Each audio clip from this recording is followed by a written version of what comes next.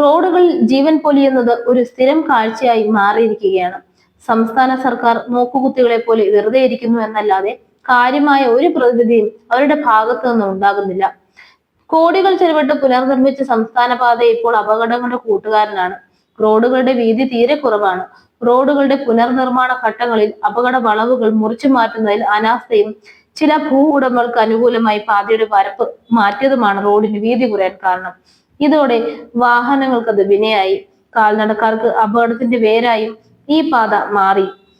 പുനർനിർമ്മാണ സമയത്ത് വൈജ്ഞാനികമായ പഠനങ്ങളില്ലാതെ തീരുമാനങ്ങൾ എടുത്തതായും പാതയുടെ ചില ഭാഗങ്ങളിൽ ചുരുങ്ങിയ വീതിയിലുള്ള ഭാഗങ്ങൾ അപകടത്തിന് വഴിയൊരുക്കുന്നതായും ഗതാഗത വിദഗ്ധർ ചൂണ്ടിക്കാണിക്കുന്നു.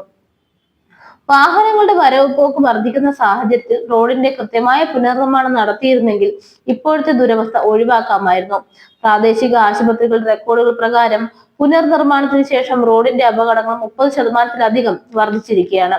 കാൽനട യാത്രക്കാരും സ്കൂളിലേക്ക് യാത്ര ചെയ്യുന്ന കുട്ടികളും ദൈനംദിന യാത്രക്കാർ കൂടിയും ഏറ്റവും കൂടുതൽ ബാധിക്കപ്പെടുന്നുണ്ട്. നവദമ്പതികളുടെ ജീവൻ പൊലിഞ്ഞ പുനലൂർ മൂവാറ്റുപുഴ സംസ്ഥാന പാതയിലാണ് കൂടുതലും അപകടങ്ങൾ നടക്കുന്നത്. ഇന്നലെ ഉണ്ടായ അപകടത്തിൽ നവദമ്പതികളടക്കം ഒരു കുടുംബത്തിലെ 4 പേരാണ് മരിച്ചത്. ഉന്നത നിലവാരത്തിലേക്ക് റോഡ് മാറിയ ശേഷം കലഞ്ഞൂർ മുതൽ കോന്നി വരെയുള്ള ഭാഗത്ത് മാത്രം 4 മാസത്തിനിടെ 9 പേർ അപകടത്തിൽ മരിച്ചു. 30 പേർക്ക് പരിക്ക് പറ്റിയിട്ടുണ്ട്.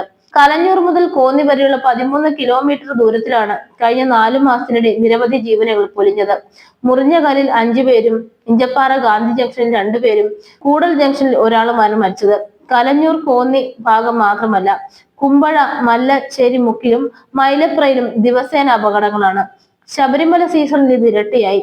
രാത്രികാലങ്ങളിൽ ഡ്രൈവർമാർ ഉറങ്ങിപ്പോയ അപകടങ്ങളാണ് ഏറെയും. അതിനാൽ വേഗനിയന്ത്രണ സംവിധാനങ്ങൾ അടക്കം അടിയന്തരമായി സ്ഥാപിക്കണമെന്നാണ് നാട്ടുകാരുടെ ആവശ്യം.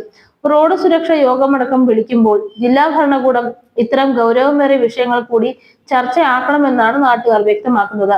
നാട്ടുകാർ ഇപ്പോൾ സർക്കാരിനും റോഡ് നിർമ്മാണ ഏജൻസികളോടും കൂടുതൽ ഉത്തരവാദിത്തപരമായ പ്രവർത്തനങ്ങൾ ആവശ്യപ്പെടുന്നു. റോഡിന്റെ വീതി കൂട്ടാനും അപകട വളവുകൾ മാറ്റാനുമായി അടിയന്തര നടപടി വേണമെന്നാണ് അവരുടെ ആവശ്യം. വികസനത്തിന്റെ പേരിൽ ദൈനംദിന ജീവിതം അപകടകരമാക്കുന്നത് അംഗീകരിക്കാനാവില്ല എന്ന് പറയുന്നു നാട്ടുകാർ.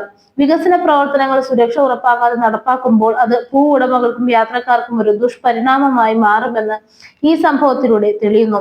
വികസനം മനുഷ്യജീവിതത്തിന് അനുകൂലമായിരിക്കണം, അപകടങ്ങളെ ക്ഷണിക്കുന്നതല്ല എന്നും നാട്ടുകാർ പറയുന്നു.